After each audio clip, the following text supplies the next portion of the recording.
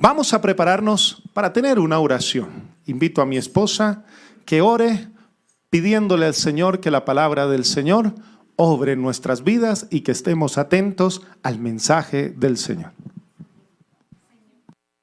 Te damos gracias en esta mañana, porque sabemos, Señor, que a través de nuestros pastores, de nuestro pastor Andrés, Señor, tú nos hablas, Señor. Que tu palabra, Señor, sea hecha en nuestras vidas, que podamos ser hacedores, Señor. Usa a nuestro pastor, Señor, conforme a tu voluntad. Señor, que sus labios se abran, Señor, con tu presencia, con tu sentir, con tu espíritu, Señor. Y que nosotros como pueblo, Señor, podamos ser esos receptores, Señor, que tú anhelas para poder tener una vida sabia en ti, para tener respuestas, Señor, que este mundo no nos da, para poder, Señor, saber que eres tú nuestro guía, eres tú nuestro pastor, eres tú el camino, la verdad y la vida. Gracias, Señor, por tu palabra. En el nombre de Jesús. Amén y amén. Amén. Gracias damos al Señor. Antes de iniciar el mensaje, quiero decirles que a manera de testimonio, hasta anoche, cuando me acosté, yo tenía una predicación elaborada. Pero con todo lo que había pasado en esta semana, justo lo veníamos hablando con mi esposa, habíamos orado, y en mi corazón yo sentía que había que hablar de lo que estaba sucediendo. Lo sentí del Señor y pues el Señor fue fiel también a ese sentir. Y esta madrugada, un poco antes de las 4 de la mañana, el Señor me despertó y dije, efectivamente hay que hacer algo. Salí de la cama, me puse a orar y entendí que más que una predicación en la mañana de hoy, más que una predicación en la mañana de hoy, simplemente voy a dar un mensaje pastoral. Y es un mensaje pastoral para la Iglesia Cristiana Discípulos de Cristo Norte, para esta iglesia. Es un mensaje pastoral para todos aquellos que se congregan en este lugar y que han hecho de esta su iglesia y de nosotros que han permitido que nosotros podamos pastorearles. Ya que no solamente mirando las redes sociales, prendiendo los diferentes canales de noticias, hay muchas voces y muchas opiniones sobre lo que está sucediendo. Opiniones incluso entre pensamientos políticos. Opiniones incluso entre generaciones, jóvenes diciendo una cosa y adultos diciendo otra.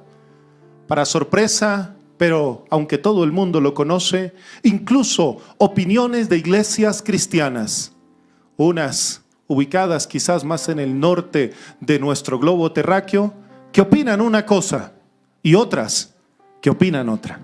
Ante esa realidad, es este mensaje y esta carta pastoral, si puede así titularse, que ante los sucesos y acontecimientos ocurridos en los últimos días y ante la vulnerabilidad del ser humano que hemos visto, quiero como pastor de ustedes dejar claras unas palabras de dirección.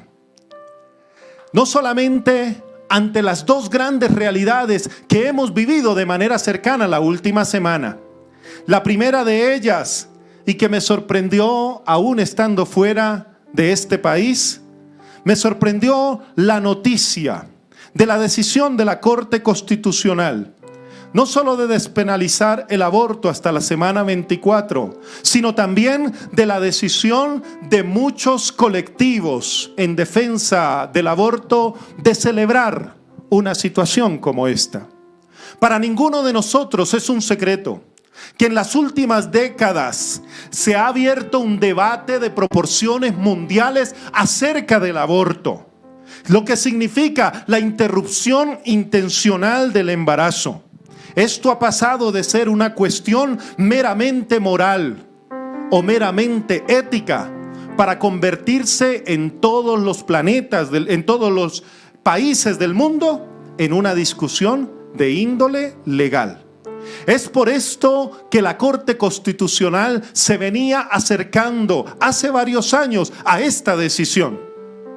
Y el 21 de febrero del año 2022 promulga otro manifiesto, otro escrito y otra decisión acerca del tema.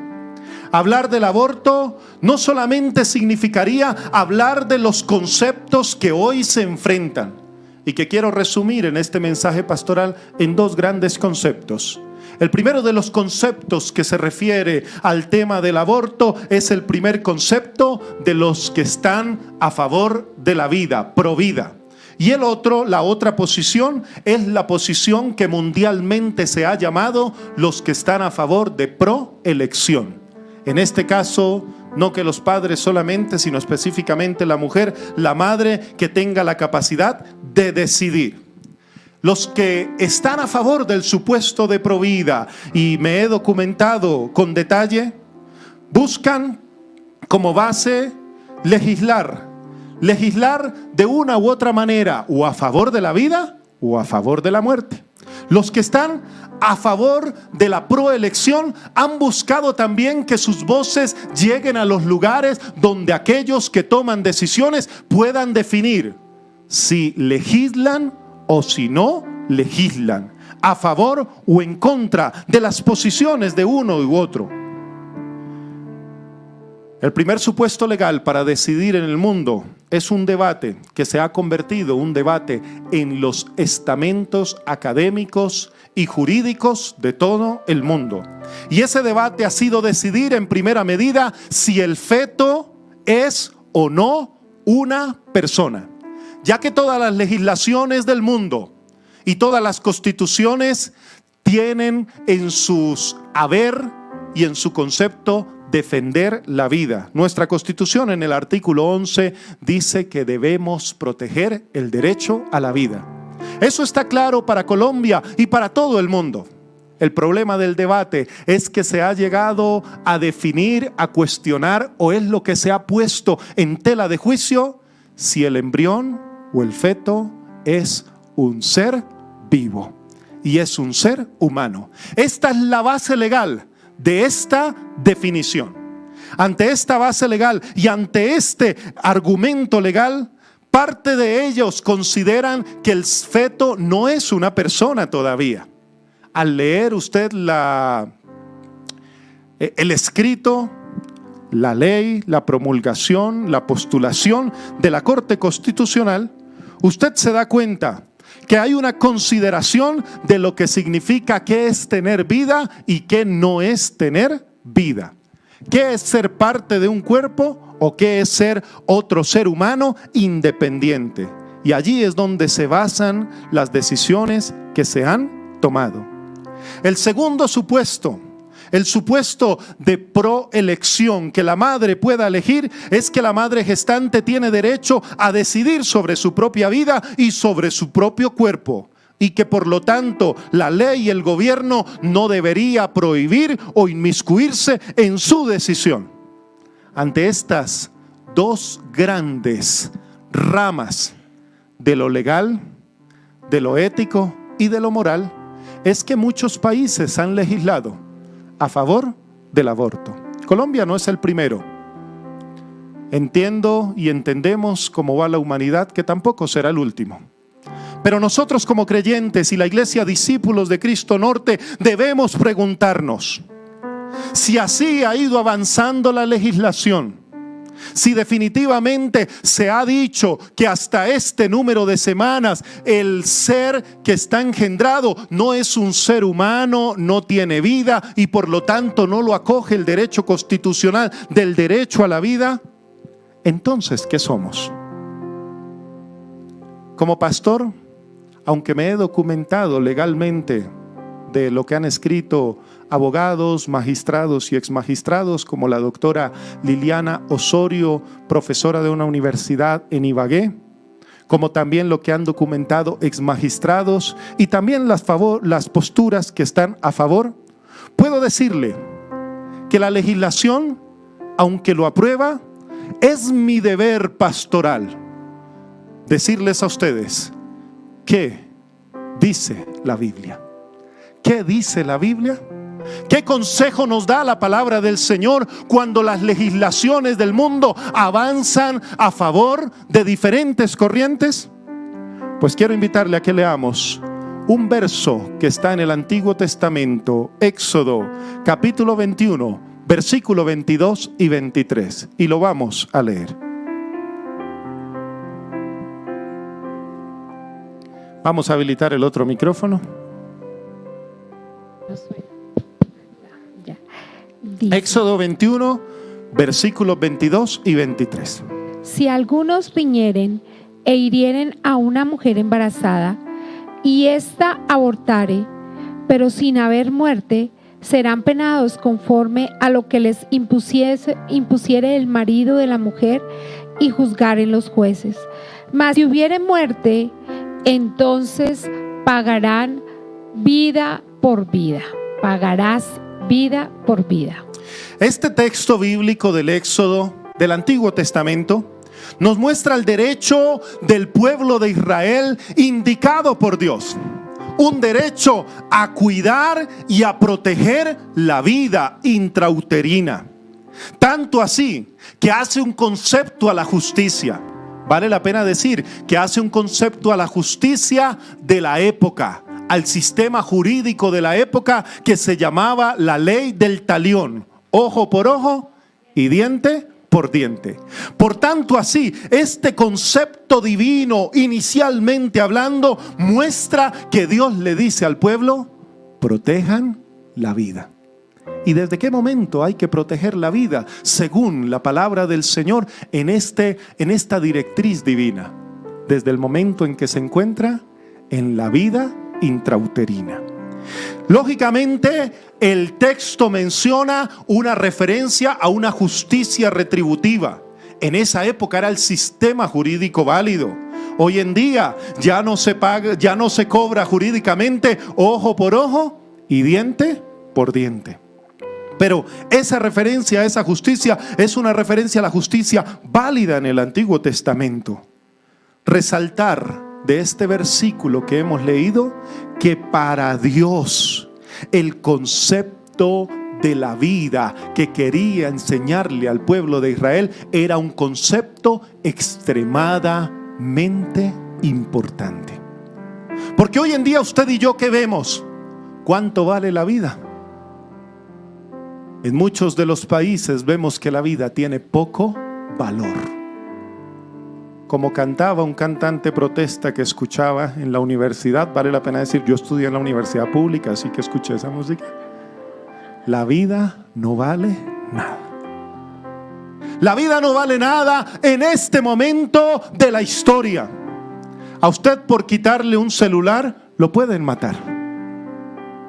A usted, si tiene una riña y una enemistad, fácilmente pueden pagar unos contrabandistas de la muerte llamados sicarios que van y terminan con su vida. La vida no vale nada, porque Jesús dijo que matamos cuando le decimos de palabra necio al hermano o cuando lo insultamos. Pero acompáñeme a leer Salmo 139, versículo 16. Dice: mi embrión vieron tus ojos, y en tu libro estaban escritas todas aquellas cosas que fueron luego formadas, sin faltar una de ellas. La conciencia humana que Dios le dice constantemente al pueblo de Israel es una conciencia que se engendra en el corazón del pueblo de Israel. ¿Sabe por qué? Porque para el salmista y para el pueblo de Israel les quedó lo suficientemente claro que desde el embrión tenemos una conexión espiritual con Dios.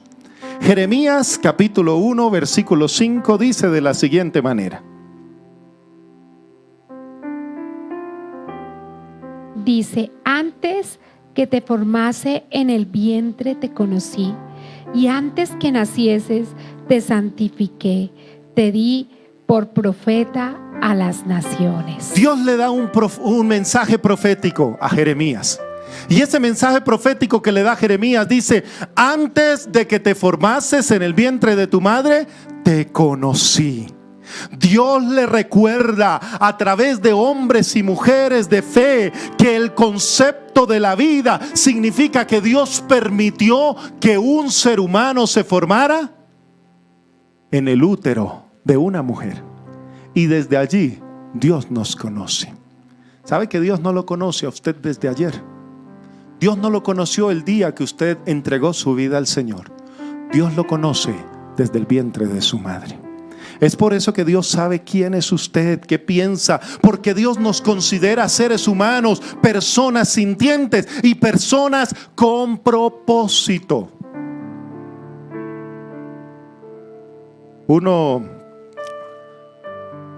de las cosas que podemos ver es que ante las dificultades de la vida, cuando elegimos la vida, hay bendición.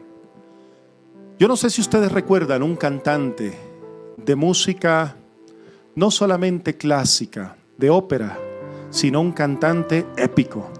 Se llama Andrea Bocelli. Andrea Bocelli, un cantante que se consideró casi a la altura de los tres tenores e hizo conciertos con Luciano Pavarotti, con carreras, y participó en grandes especiales. En uno de sus especiales dijo: yo le doy gracias a mi madre, porque aunque supo en un momento que yo nacía con una deficiencia visual, me permitió vivir y hoy soy un gran cantante. El teólogo Karl Barth describió bien qué es vida intrauterina. Pareciera que fuera una materia dedicada solo para los científicos o los médicos. Pero quiero referirme a las palabras de Karl Barth en su escrito de 1961 en Edimburgo, Church Dogmatics. Escribió lo siguiente: el embrión tiene su propia autonomía, su propio cerebro, su propio sistema nervioso, su propia circulación sanguínea. Si su vida se ve afectada por la de la madre, también afecta la de él.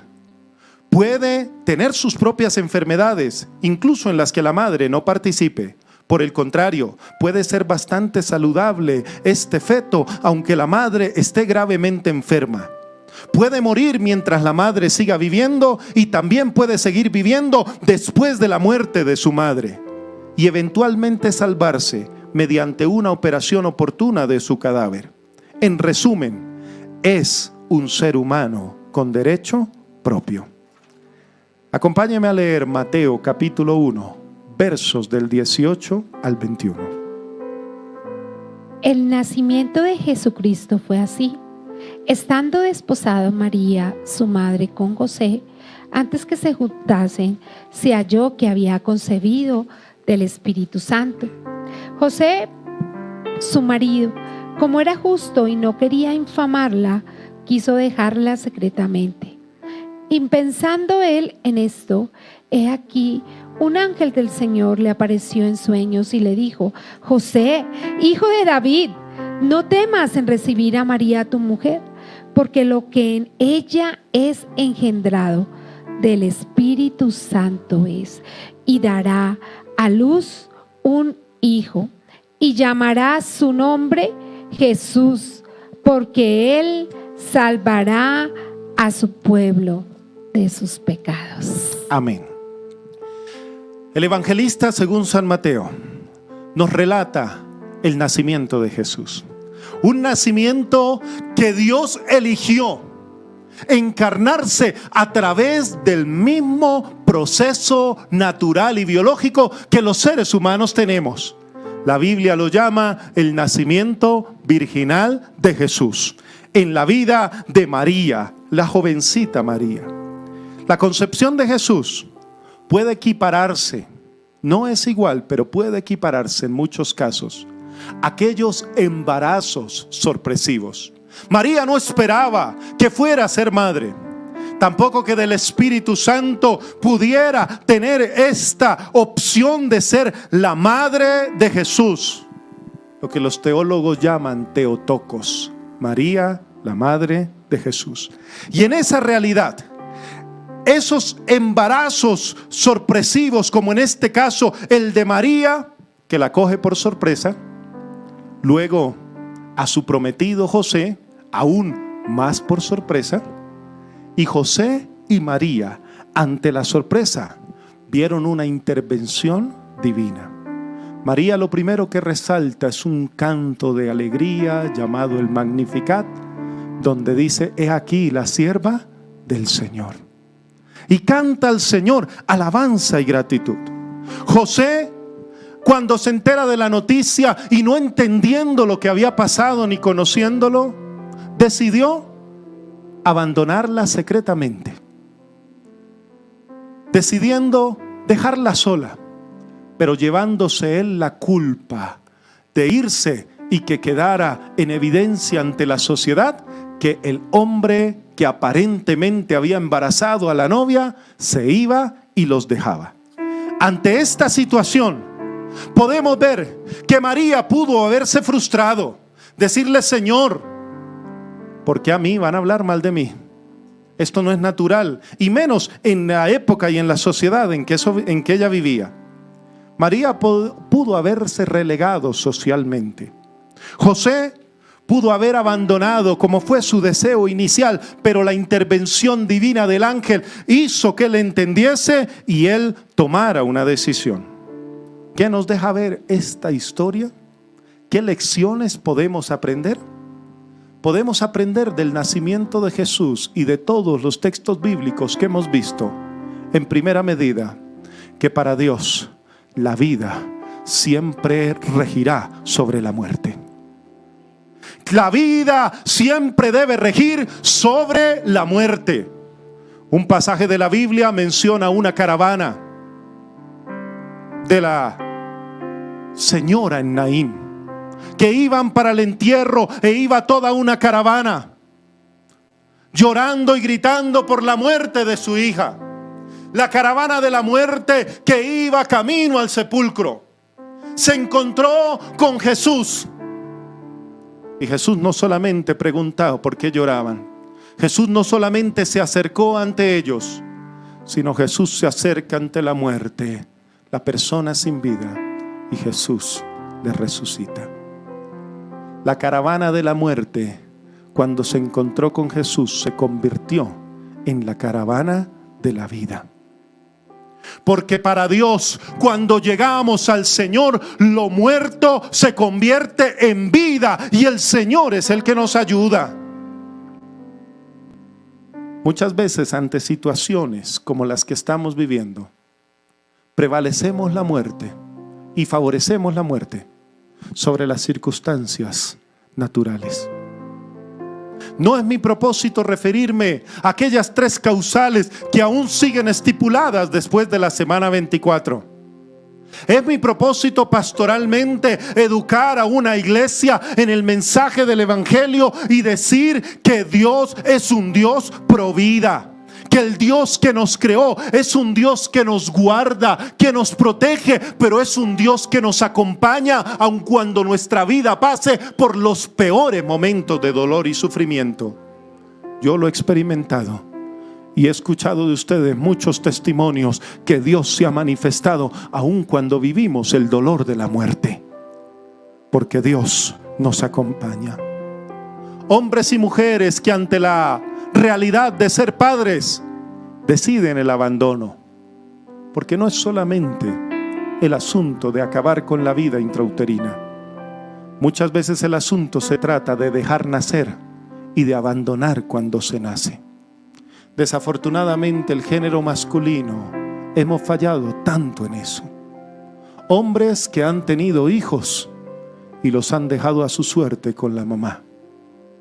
Les han abandonado y les han dicho: eso es problema suyo. Hombres que no tuvieron la capacidad de pensar como José y decir: aunque quizás era algo que yo no esperaba, lo voy a asumir con valentía. Y José fue un buen padre para Jesús.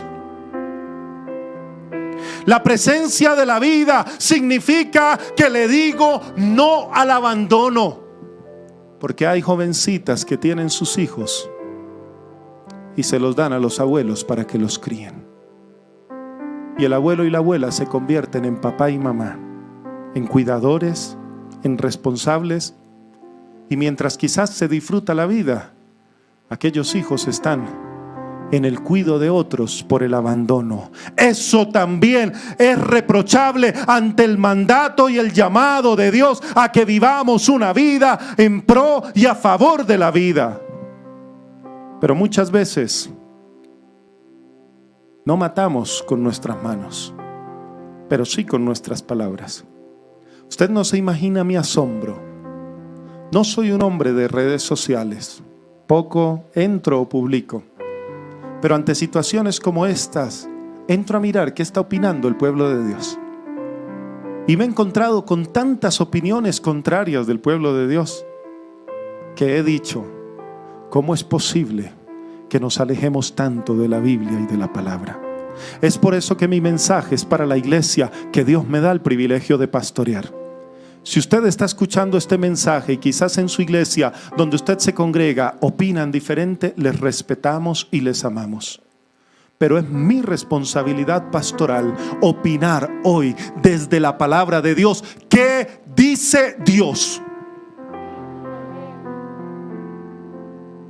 Muchas veces en estos mensajes he encontrado personas y hermanos juzgando a los demás, donde la víctima, que probablemente fue una muchachita que fue abusada o engañada y recurrió a esto, a esta práctica dolorosa, se critica con fuerza, se le dice, se le insulta con palabras.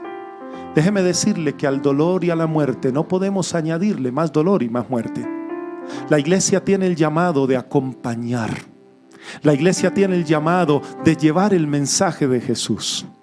Es por eso que ningún creyente está habilitado por la palabra del Señor para insultar al otro, para culpar al otro, para juzgar al otro. Matamos cuando juzgamos al otro con nuestros labios. Matamos cuando nos sentamos en la silla de escarnecedores y decimos, esa mujer, ¿por qué lo hizo? Matamos cuando con nuestras palabras escribimos, culpando a la mujer, culpando a la mamá, culpando a la niña que fue víctima o del abuso o del engaño. Matamos cuando escribimos y hablamos que es culpa del presidente, de los gobernantes. Me he encontrado incluso mensajes que culpan a la iglesia de esto. Es muy fácil echarle la culpa a los demás de los problemas del mundo.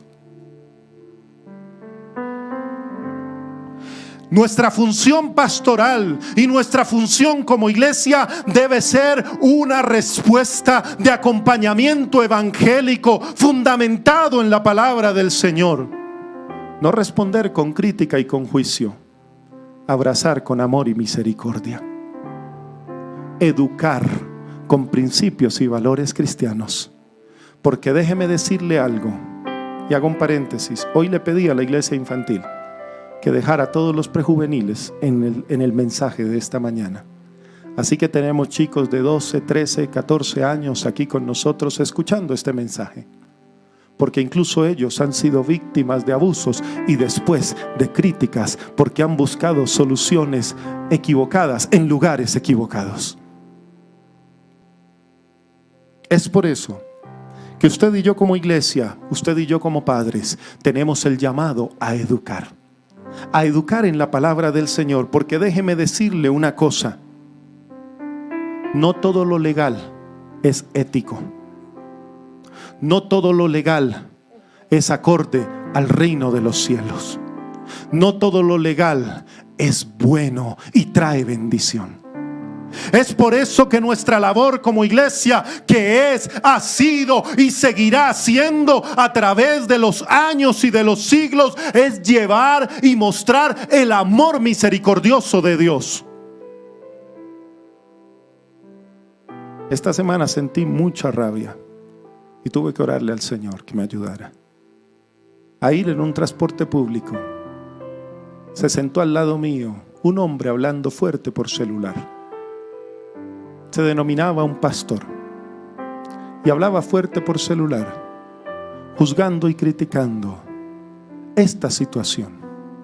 Con un aparente énfasis pro vida, usó todas las palabras que quiso para denigrar a la mujer, al joven o a la familia que había caído en una situación como estas. Realmente tuve que orar al Señor para que me contuviese. Y se los confieso porque les amo. Y esto también muestra nuestra humanidad y qué debemos hacer en los momentos difíciles. Entendí que la iglesia debe seguir predicando el amor, abrazando al que ha sido dolido, afectado, o al que el pecado le ha dañado el corazón y le ha dañado su presente y su futuro. Es por eso que como iglesia podemos decir a los niños, niñas, jovencitos, jovencitas, mujeres que han caído en situaciones como estos, que el perdón de Dios siempre les acompañará. Aquellos que hemos tenido el privilegio de pastorear y aconsejar, usted no se imagina la culpa que trae una situación como estas. Nuestra acción pastoral como iglesia debe ser llevar paz y restauración, porque eso tiene la capacidad de dañar el presente y el futuro de una persona. Para nuestras nuevas generaciones, muchachos, jovencitos, elijan siempre la vida antes que la muerte. Elijan la responsabilidad antes que el placer. Elijan hacer las cosas de la manera correcta y no buscar soluciones que le añadan más tristeza y más dolor a su presente y a su futuro.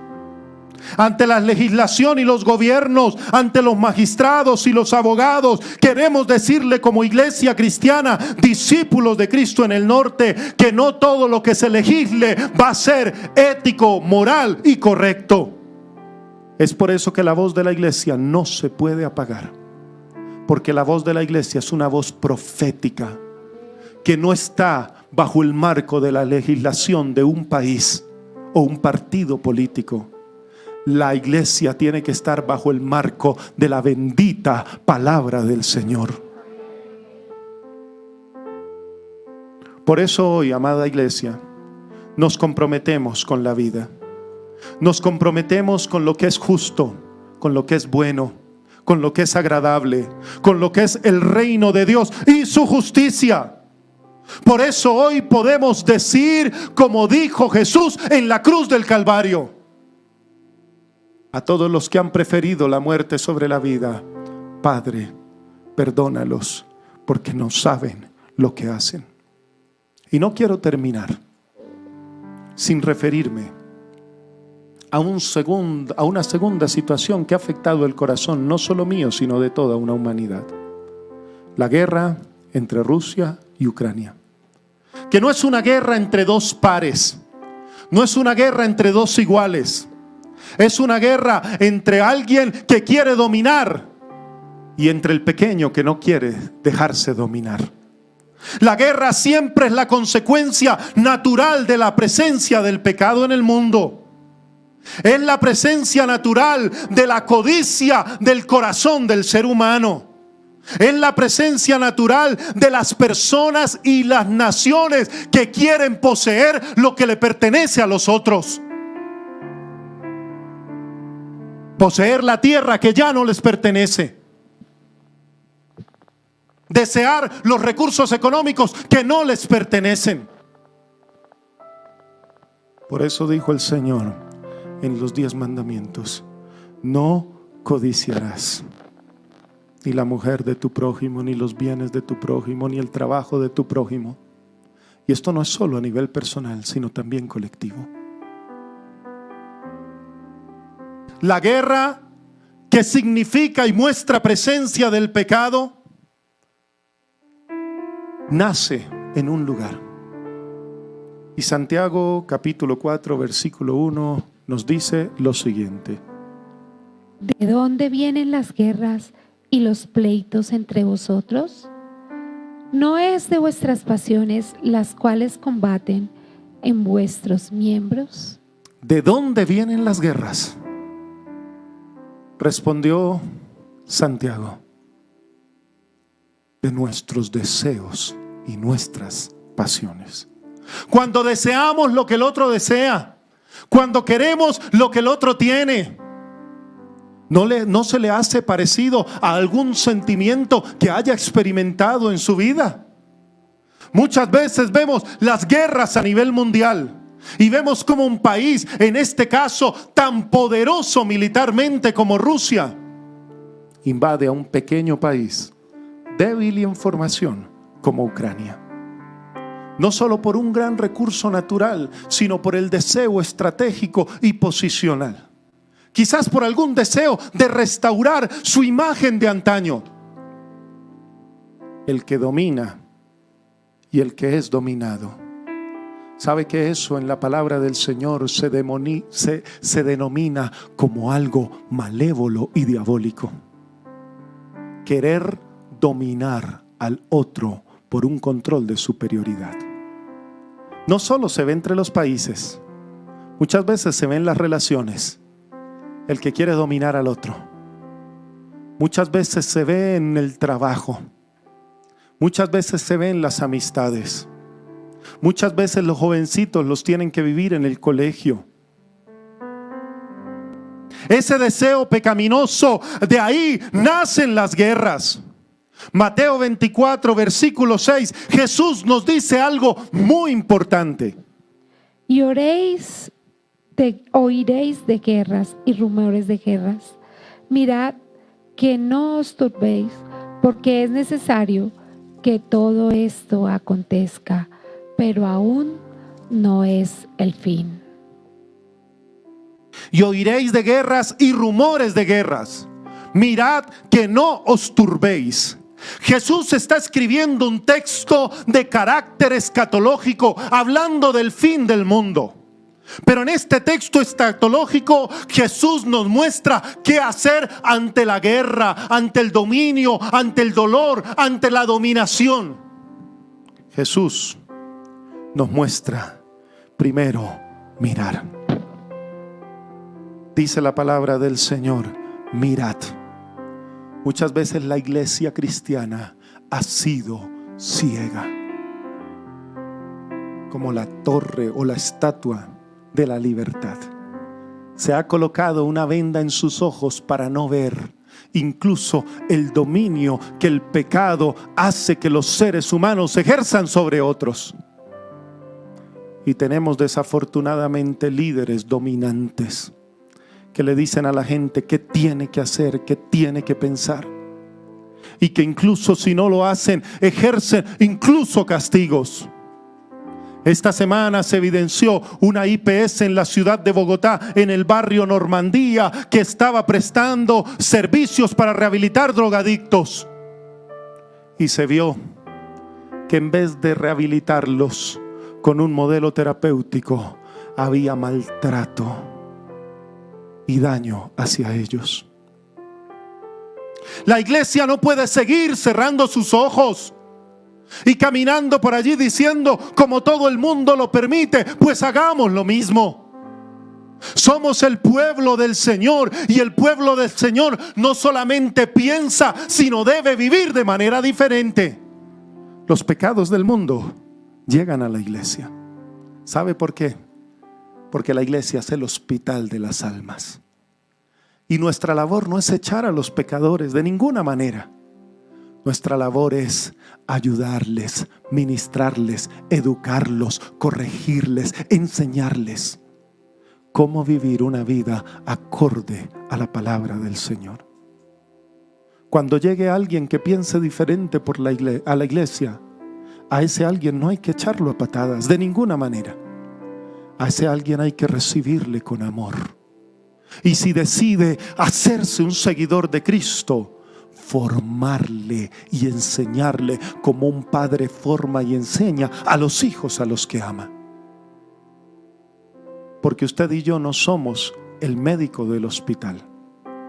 El médico del hospital de las almas se llama Cristo Jesús, ¿Qué somos usted y yo?, se preguntará. Simples enfermeros y enfermeras que acompañan al paciente en todo su proceso, donde Cristo Jesús y el poder del Espíritu Santo obran en la vida y en el corazón. Iglesia, es tiempo de que abramos nuestros ojos, no solo a llamar las cosas como son, porque cualquiera llama las cosas como son, sino a vivir el mensaje del Evangelio. Es por eso que cuando el pecado se refleja dentro de la iglesia, hay que pastorear y hay que cuidar, hay que proteger y hay que enseñar, pero siempre habrá que corregir. Ante esta realidad, la palabra del Señor también nos dijo Jesús: no solamente miren, sino también les dijo: no se turben. Ante el dolor de la guerra, lo primero que uno hace es que pierde la calma, pierde la paz. Cuando te quieren dominar violentamente, lo primero que tú haces es entrar en un estado de angustia y de dolor. Jesús, ¿qué le dijo en estas palabras a todos su pueblo? Jesús les dijo: no se turben. Eso significa que ante la guerra, amada iglesia, no seamos presa del pánico. ¿Y sabe por qué no debemos ser presa del pánico? Ante el dolor, el sufrimiento e incluso ante las injusticias de la vida, que por más que luchemos no podamos resolverlas en algún momento. ¿Qué hay que hacer en ese día y en ese momento? Jesús dijo: tengan paz, porque Dios tiene el control. En mis oraciones con mi esposa y en mi familia seguimos orando por el pueblo de Ucrania. No dejemos de orar por ellos, pero le pedimos a Dios que tenga el control. Él no lo ha perdido. Dios tiene el control. Dios va a obrar. Colombia ha vivido en guerra por muchos años.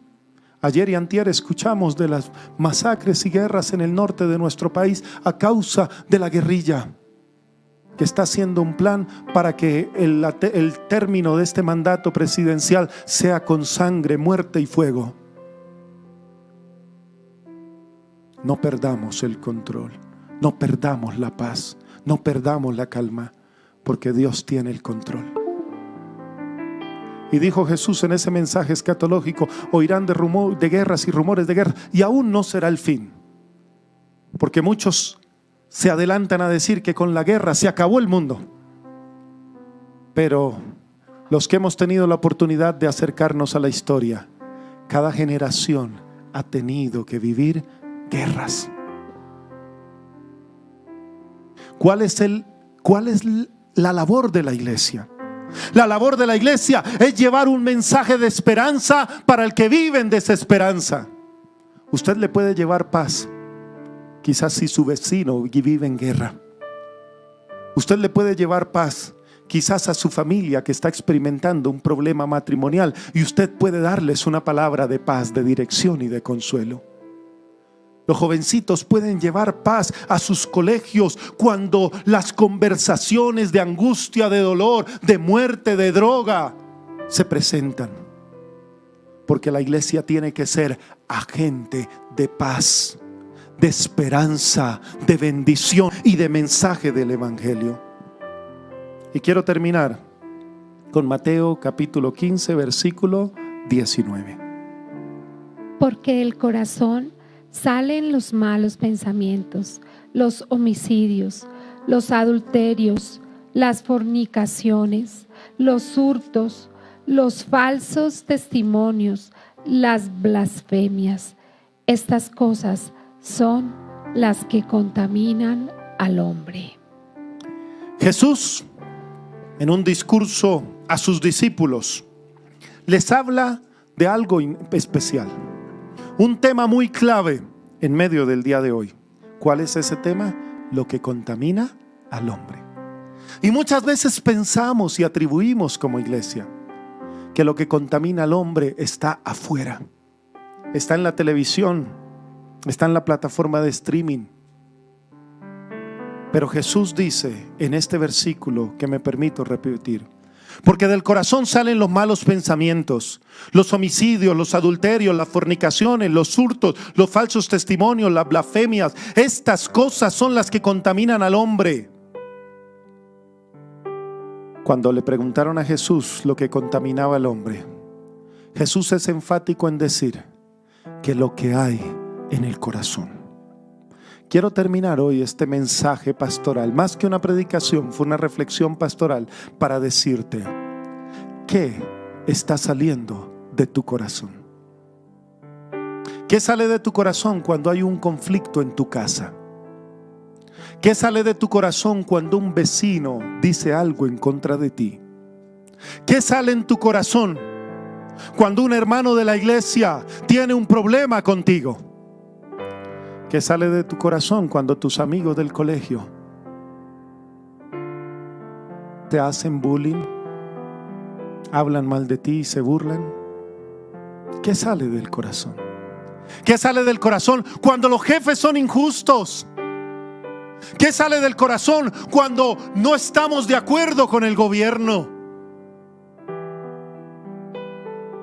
Las redes sociales son una muestra de lo que hay en el corazón. Y con todo respeto, al leerlas me doy cuenta que del corazón sale mucha basura. ¿Qué dijo Jesús? ¿Qué dice la palabra? Sobre toda cosa guardada, guarden su corazón, porque de él mana la vida. ¿Por qué no te colocas de pie por un momento?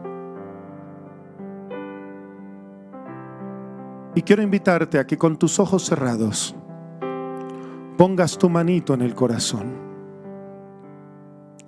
y le digas al Señor: Señor, guarda mi corazón. Cuando de mi corazón ha salido muerte, cuando me he apresurado a hablar mal de mi hermano, a hablar mal del vecino, cuando me he apresurado, Señor, a criticar las políticas o el gobierno, a criticar la iglesia, a criticar la acción quizás de mis padres, y como hijo me he apresurado a criticarlos. Perdóname, Señor. Perdónanos cuando en familia hemos recurrido, Señor, a hablar mal del otro. Pero también perdónanos cuando hemos permitido que el pecado nos gobierne. Cuando el pecado nos ha gobernado, Señor. Perdónanos. Perdona a tu pueblo cuando ha tenido que afrontar situaciones difíciles, incluso dentro de la misma iglesia. Ayúdanos como iglesia a poder corregir el pecado, a poder educar para la vida, a poder tener un mensaje de esperanza.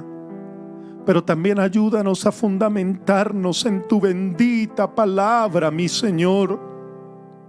Que nunca prefiramos la muerte sobre la vida, porque hoy queremos afiliarnos a la caravana de la vida, que trae salud, que trae salvación, que trae libertad. Que el que era pecador, Señor, ya no peca más. Que el que maltrataba ya no maltrata más. Que el que abusaba, que el que robaba, que el que violaba, que ya no lo haga más, por el poder de Cristo Jesús. Oramos, Señor, pidiendo que la iglesia viva un cambio, y que ese cambio se fundamente en el poder de tu palabra y en el poder de tu Santo Espíritu.